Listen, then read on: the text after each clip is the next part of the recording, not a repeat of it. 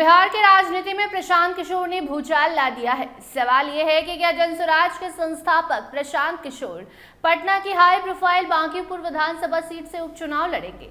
अगर ऐसा होता है तो यह सिर्फ एक उपचुनाव नहीं रहेगा, बल्कि बिहार की राजनीति की दिशा तय करने वाला बड़ा मुकाबला बनने वाला है। आखिर क्यों बांकीपुर सीट को पीके के लिए अग्नि परीक्षा माना जा रहा है, इस पूरी खबर में इस पर हम बात करेंगे। मगर उसके पहले नमस्कार, स्टार टीवी बिहार देख रहे हैं आप और मैं आपके साथ वंदना। पटना का बांकीपुर विधानसभा क्षेत्र लंबे समय से बीजेपी का मजबूत गढ़ माना जाता है। पिछले करीबन 3 दशकों से इस सीट पर बीजेपी का दबदबा कायम है। अब राज्यसभा में जाने के बाद नितिन नवीन की सीट छोड़ने की चर्चा के बीच अब यहां पर जो संभावित उपचुनाव को लेकर राजनीतिक हलचल तेज हो गई है। अब नितिन नवीन की जगह कौन लेगा, ये सवाल है। और इसी बीच सबसे बड़ा सवाल ये उठ रहा है कि क्या जनसुराज के संस्थापक प्रशांत किशोर खुद इस सीट से चुनावी मैदान में उतरने की तैयारी कर रहे हैं।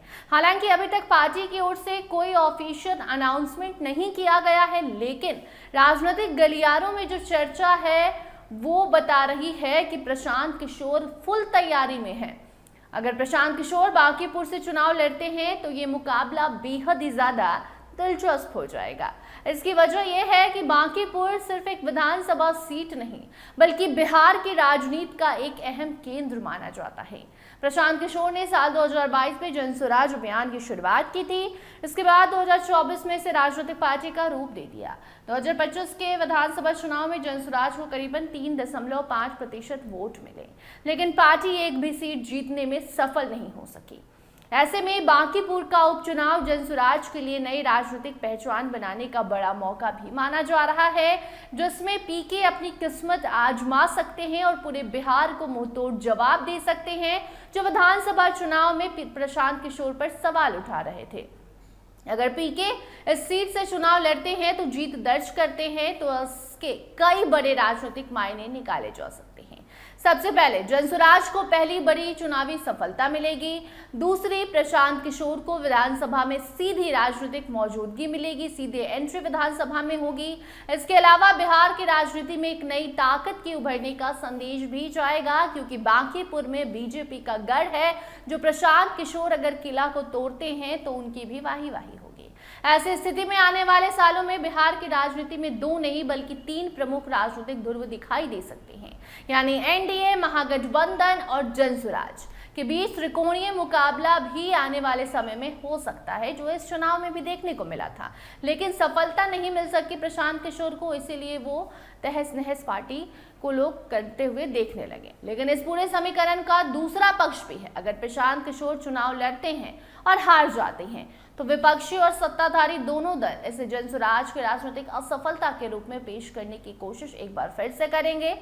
हालांकि राजनीतिक इतिहास बताता है कि चुनावी हार किसी नेता के राजनीतिक भविष्य का अंत नहीं होती, लेकिन प्रशांत किशोर ऑलरेडी बिहार के विधानसभा चुनाव में अपनी पार्टी को हारते हुए देख चुके हैं और ऐसे में अब इस उपचुनाव में क्या करते हैं ये देखना दिलचस्प होगा। बाकी बिहार के पूर्व मुख्यमंत्री नीतीश कुमार से लेकर पूर्व प्रधानमंत्री अटल बिहारी वाजपेयी तक कई बड़े नेताओं ने अपने राजनीतिक जीवन में चुनावी हार भी देखी है, लेकिन बाद में ज्यादा मजबूती के साथ वापसी भी की है। और यही प्रशांत किशोर के लिए कहीं ना कहीं कॉन्फिडेंस उनमें लाने का काम करता है।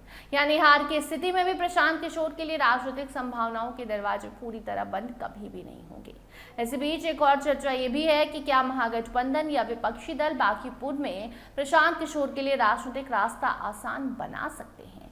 हालांकि अधिकांश राजनीतिक जानकार इस संभावनाओं को काफी कम मानते हैं, क्योंकि राजद की कैंडिडेट ऑलरेडी विधानसभा चुनाव में मैदान में थी और अच्छा खासा वोट भी लेकर आई थी। उनका कहना है कि कोई भी बड़ा राजनीतिक गठबंधन नहीं चाहेगा कि बिहार में कोई तीसरी ताकत तेजी से मजबूत होकर उभरे, इसीलिए बांकीपुर में मुकाबला बहुकोणीय होने की संभावना ज्यादा दिखाई दे रही है। कुल मिलाकर बांकीपुर का संभावित उपचुनाव अब सिर्फ एक सीट की लड़ाई नहीं रह गया, बल्कि ये जनसुराज की राजनीतिक ताकत, प्रशांत किशोर की लोकप्रियता और बिहार की बदलती सियासी तस्वीर की भी परीक्षा बन गई है।